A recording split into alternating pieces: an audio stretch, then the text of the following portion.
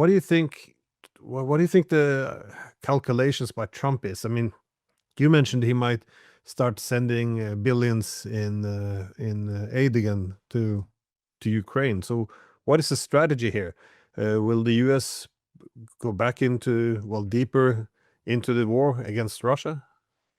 First and foremost, you must understand that there is no strategy. There never has been. We had something resembling a strategy as a result of George Kennan, his Mr. X article, and what then subsequently became a containment. Since then, our strategy has been to retain control of the 750 bases in 80 countries, to continue to exert influence in our pursuit of financial hegemony. And see, what underpins financial hegemony in the American mind has been military hegemony. So the American thinks, well, if I spend $1 trillion on defense, I get all these benefits, including financial hegemony around the world. It's all nonsense, but that's the way people think. Americans think of defense as you go to the supermarket, you buy something off the shelf, a loaf of bread, butter, or, a roast beef, whatever it is. And that's defense. Well, we buy this, we've got defense. No understanding of how you build military power or anything else. So this is what confronts President Putin. This is what confronts the Iranians, the same thing. There is no strategy. And whatever President Trump wakes up in the morning and decides to do is what we do. And he is not planning the systematic demise or destruction of Russia. Absolutely not. Wouldn't know how to begin. So what's he trying to do? Well, he's trying to do whatever he thinks is going to benefit him and his presidency. And a little down the line, well, it may be helpful to America. How he defines that is beyond me. I have no idea. I see no benefit to us from involvement in Ukraine in any way. I see no benefit to us strategically from attacking Iran. So, somebody says, well, what are those benefits? I haven't got an answer because it sounds stupid to me. But the problem is that's where we are. That's all that you've got at this point. So I understand that there was supposedly a recent meeting involving President Trump and his inner circle and the chairman of the Joint Chiefs and maybe some other military leaders to talk about what do we do if we resume bombing with the goal of, quote unquote, finishing the job. That's about as crazy as here's $90 billion, now go win your war in Ukraine. It's absurd.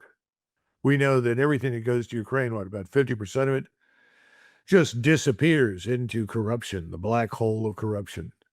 What happens to the rest of it? Well, a lot of it is sold off. I mean, the Ukrainians have been furnishing Colombia and Venezuela and Mexico cartels with all sorts of interesting equipment and capabilities that were given to them by Europeans and by us. You would think President Trump is aware of that. I don't know if anybody ever tells him that. I don't know if he were told that he'd believe it. Who knows? But there is no strategic framework. There is no end state. It's all about how do we stay on top? In other words, how do we remain the world's financial hegemon and military hegemon? Well, we've just discovered that we are not the world's military hegemon. We've been defeated unambiguously. Instead of recognizing that and saying, oh, it's time to step back and reconsider what we're doing, he's talking about doubling down again. It's worse than insane. So when you see all these globalists that come out of the woodwork, I listened to Neil Ferguson the other day. Oh, Ukraine is now in a position where it could strike back and win. I don't know of anyone who is sane, who has visited Ukraine, who thinks Ukraine has a snowball's chance in hell of winning a war against Russia. What is much more likely now is that the Russians that Putin finally says, that's enough, no more. And remember, he's in a tough position. When I speak about Russia, I've always had people say, well, McGregor, sure, you say this, the Russians can do this. You say the Russians are doing that. Well, if they can do all those things, why haven't they already won? Why haven't they crossed the river? Why haven't they entered Kiev? Why haven't they just marched west? In other words, nobody believes you until it's done. The burden of proof is on Russia right now to prove that it can do what it can. When you look at the economic situation, how long do you think this can go on? Because the main leaders in Europe now, they're quite unpopular, but the economies are also quite shaky, yet they want to send more and more weapons, more and more money to Kiev. But now even the Germans have begun to express some concern about the budgets. That is, well, things are not looking well. If the economy tanks, a lot of things can go wrong.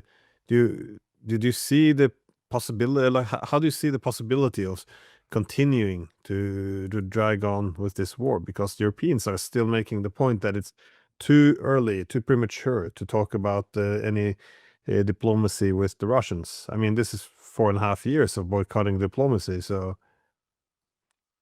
Well, I know that in the next 12 months, we have roughly $18 trillion in treasuries that have to be rolled over. That's an average coupon of 3.3%. The 1-year treasury now in the United States is roughly 4%.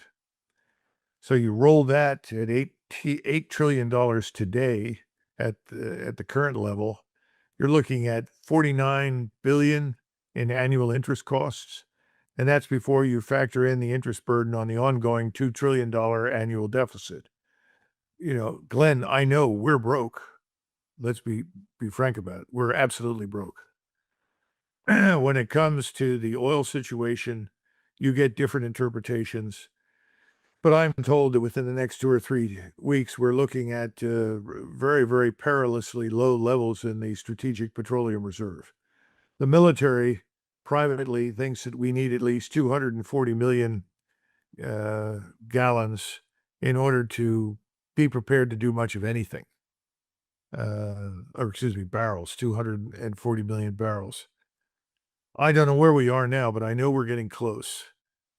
I imagine the situation in Europe is as bad, if not worse.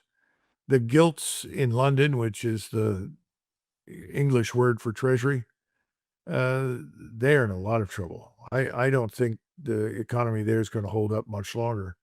大家好，我是主播周玉琴。很多的朋友告诉我们，选择原版的太阳星全效克菲尔益生菌，它添加有羽衣甘蓝，健康再加分。而有睡眠困扰的朋友们，赶快选择蓝色包装这一款晚安加强版，绝对是更有感。每日克菲尔，时刻美好 ，Good Feel Good， 请上快点购为健康下单，而且要记得输入推荐代码，有额外的折扣优惠。太阳星全效克菲尔益生菌基础版、晚安加强版，新包装改版，内容不变，抽取更方便。要吃就吃最好的。